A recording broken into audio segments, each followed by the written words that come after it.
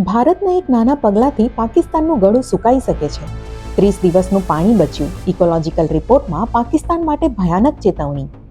ભારતનું એક નાનું પગલું પાકિસ્તાન માટે વિનાશની ઘંટી બની શકે છે.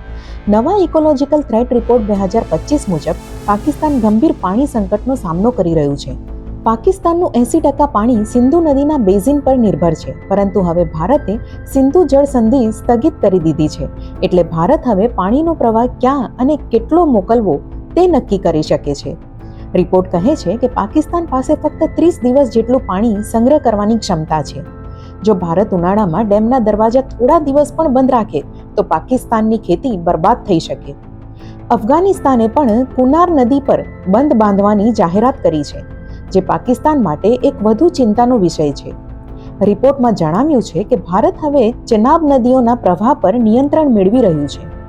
નિષ્ણાંતો કહે છે કે જો પરિસ્થિતિ આવી જ રહી તો પાકિસ્તાનમાં પાણી માટે સંઘર્ષ અને અશાંતિ સર્જાઈ શકે છે. ભારત માટે સ્ટ્રેટેજિક જીત, પાકિસ્તાન માટે જીવલેણ સંકટની ચિંતા.